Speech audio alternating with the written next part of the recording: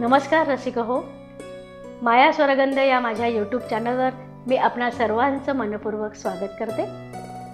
रामायण आणि महाभारत या महाकाव्यात काळाच्या पडद्याआड गेलेल्या काही स्त्री व्यक्तिरेखांना मी आपल्यासमोर उजागर करत आहे. या व्यक्तिरेखेची आजची महाशलाका आहे एकाकी विदीर्ण स्त्रीत्वाचं रुदन म्हणजे मंदोदरी. संहिता लेखन केलेलं आहे डॉक्टर पद्मरेखा धनकर. वाचक स्वर सौ माया कारगिरवार. महाबली रावणाचा मृत्यू, सर्वत्र हाहाकार. लंकेच्या महातेजस्वी स्त्रीचा अस्त. लंकेवर आभाळ कोसळलाय, सर्वत्र अंधकार. रावणाचं भव्य भरगच्च अंतपूर, भयान आकान. रावणाच्या असंख्य स्त्रिया पडत झडत मातीत लोळण घेत निघाल्याय राजमार्गाने. भेदरलेल्या अतीव दुःखाने हंबरणाऱ्या गायींचा कळपच तशा बाहेर पडत आहेत लंकेच्या उत्तरद्वारातून. रक्ताने माखलेली रणभूमी, हाडामासांचा चिखल, धड शिरांचे ढिगारे आणि हे महाबली महापराक्रमी रावणाचं महाकाय निर्जीव कलेवर. पुन्हा एकच कल्लोळ. या साऱ्यांच्या मध्यभागी असलेली ती वेदनेने थरथरणाऱ्या वेलीसारखी, हीन दीन दुःखातिरेकाने म्लान, साश्रू नयन अभिषेक घालत आहे ती प्रियाला. तिचा करुण विलाप भारून टाकतोय सारा आसमंत. प्राणनाथ, महाबाहू, राक्षसराज, हे असं झालंच कसं?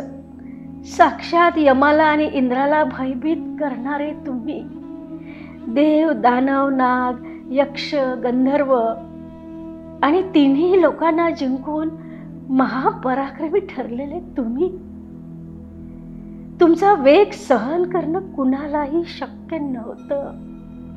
मग तुमच्यासारख्या वीराला एका वनवासी माणसाने कसं करावं? मी वारंवार तुम्हाला समजावलं, रघुनाथाशी वैर करू नका, जानकी रामाला परत करा. पण तुम्ही माझं ऐकलं नाही. त्याचंच हे फळ आहे. तुम्ही माझं ऐकलं असतं तर रामाच्या हातून तुमचा विनाश झालाच नसता. मंदोदरी, रावणाची ज्येष्ठ आणि प्रिय पत्नी, लंकेची महाराणी मंदोदरी, प्रातस्मरणीय पंचकन्येतील एक सौंदर्यवती, शुभ लक्षणा, बुद्धिमान राजनंदिनी मंदोदरी. रामायणाच्या प्रचंड विस्तारात मंदोदरी अवघ्या 2-3 प्रसंगात आपल्या समोर येते. तिची जन्मकथा, रावणाशी विवाह, सीतेचा शोध घेत लंकेत आलेल्या हनुमानास दृष्टीस पडलेली, रावणाच्या अंतपुरातील निद्रिस्त मंदोदरी आणि रावण वधानंतर तिने केलेला करुण विलाप. इतका कमी व्यास प्राप्त होऊनही मंदोदरीची व्यक्तिरेखा वाचकांच्या मनात अत्यंत रेखीव आणि डौलदार उभी राहते. अहल्या, द्रौपदी, सीता, तारा, मंदोदरी तथा पंचकन्या स्मरे नित्यम महापातक नाशनम. पंचकन्येतील अहल्या, द्रौपदी, सीता यांचा जन्म आणि त्यांना लाभलेला सभोवार हा सज्जनांचा आहे. धर्म, नीती, तप, सदाचार आणि त्याचं मार्गदर्शन करणारे अनेक गुरुजन अवतीभोवती आहेत. ह्या साऱ्या देवांमध्ये राहून देवत्वास पोचलेले आहेत. पण मंदोदरी असुर कन्या, असुरांमध्ये राहून ती देवत्वास पोचलेली आहे. मद्याच्या महापुरात राहूनही अमृताच्या कलशाला वैगुण्य प्राप्त होत नाही. चिखलाच्या दलदलीत उगवून सुद्धा कमलिनीची शुद्धता आणि पवित्रता अबाधित राहते. अहंकारी, क्रूर, कामासक्त, दुराचारी रावण आणि इतर असुरांच्या सानिध्याच्या दलदलीत राहूनही मंदोदरी आपल्या मांगल्याने देवत्वास पोहोचते, पंचकन्येत पूजली जाते. हे तिचं वेगळेपण अधोरेखित करते. मंदोदरीच्या जन्माबाबत अनेक कथा सापडतात. मंदोदरी राक्षसराज मयासूर व हेमा नावाच्या स्वर्गीय अप्सरेची कन्या असल्यामुळे ती सौंदर्यवती आणि रूपवान आहे. रावण हा महर्षी विश्रवाचा पराक्रमी पुत्र आहे. हे जाणून मयासूरने तिचा विवाह रावणाशी करून दिला. काही ठिकाणी ती एक शापदग्ध अप्सरा असून शापामुळे मेंढकीच्या रूपाने विहिरीत वास्तव्यात होती आणि आपल्या तपश्चर्येने मूळ रूपात आल्यावर मयासूर आणि हेमा यांनी तिला विहिरीबाहेर काढून आपली कन्या म्हणून तिचा स्वीकार केला. लोकवाङ्मयात आणि लोकपरंपरेत आजही ही कथा रूढ असून मेंढकीला मंदोदरी संबोधण्याची परंपरा दिसून येते. मंदोदरी खऱ्या अर्थाने उलगडत जाते ती रावण वधानंतर तिने केलेल्या विलापातून. विलापाची ही लोकपरंपरा आपल्या भारतात दिसून येते. मृत व्यक्तीचं गुणवर्णन, त्याचे वैशिष्ट्य, त्याच्यावरील प्रेम सार्वजनिकरित्या काहीशा काव्यात्मक पद्धतीने मांडून विलाप करण्याची लोकपरंपरा आहे. राजस्थानमध्ये तर मोल देऊन रुदालींना विलाप करण्यासाठी बोलवलं जातं. रावण वधानंतर मंदोदरीने केलेल्या विलापात केवळ कारुण्य, पतीचं गुणवर्णन, पराक्रमाचं वर्णन, आपल्यावरील प्रेमाचे दाखले येत नाहीत, तर रावणाने केलेले अपराध, दुराचार, अहंकार, कामासक्ती या दुर्गुणांवर ती पांघरून घालत नाही. सारा जन्म त्याला समजावण्यात घालवणारी मंदोदरी शेवटीही तिच्या विलापात त्याचा पुनरुच्चार करते.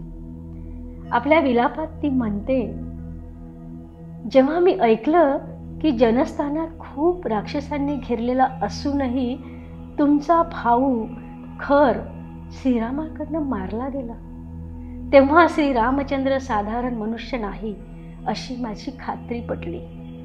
ज्या लंका नगरीत देवांनाही प्रवेश करणं कठीण होतं, तिथे जेव्हा हनुमान बळजोरीने घुसला तेव्हाच आम्ही भावी अनिष्टाच्या आशंकेने व्यथित झालो.